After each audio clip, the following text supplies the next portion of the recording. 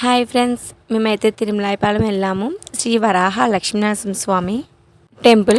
ఇది ఎక్కడుంది అనుకుంటున్నారా? తూర్పుగోదావరి జిల్లా గోకవరం మండలంలో కోరుకొండ లోపల నుంచి వెళ్తే కనుక మనకి తిరుమలాయపాలెం అనేది వస్తుంది. ఈ టైపు నుంచి అయితే జగ్గంపేట దాటాక మల్సాల లోపల నుంచి వెళ్ళాలి.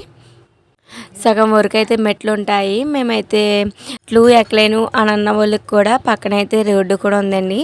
అది సగం వరకే ఉంటుంది. పైకైతే వెళ్ళాము మేము. ఫస్ట్గా మనకి స్వామివారి పాదాలు అయితే ఉంటాయి. ఈ కొండపైన నా పాదాలు ఉన్నాయని చెప్పేసి ఒక పెద్ద ఆయన కల్లోకి అయితే స్వామివారు వచ్చి చెప్పారట. అప్పుడే గుడి నిర్మాణం అయితే ప్రారంభించారు. అలా తవ్వగా మనకి పాదాలు అనేది స్వామివారి పాదాలు దర్శనం అయితే ఇచ్చాయి.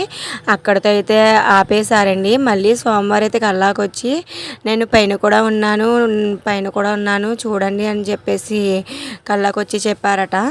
సో అప్పుడు చూస్తే కనుక స్వయంభూ అండి, శ్రీ వరాహ లక్ష్మణస్వామి స్వయంభూగా అయితే వెలిచారు. చూడండి ఎంత కనునిండుగా ఉన్నారో. మన రెండు కళ్ళు చూడడానికి కూడా సరిపోదు.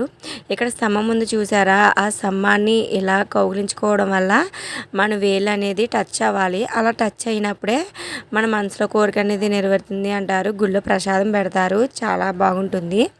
ఇక్కడ మనకి ఫోటోలు తీసుకోవడానికి కూడా ఉంటుందండి. పచ్చని చెట్లు మధ్యలో కొండపైన వెలిసారు. ఈ సోమవారికి 11 ప్రదక్షిణాలు చేస్తే కనుక చాలా మంచిదండి.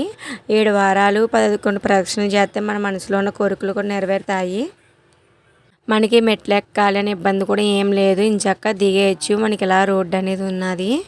సోమవారిని దర్శించుకోవాలంటే ఒక అదృష్టం అంటూ ఉండాలి మనకి. చూశారు కదా, మేమైతే మా ఫ్యామిలీ అందరం కూడా వెళ్ళాము.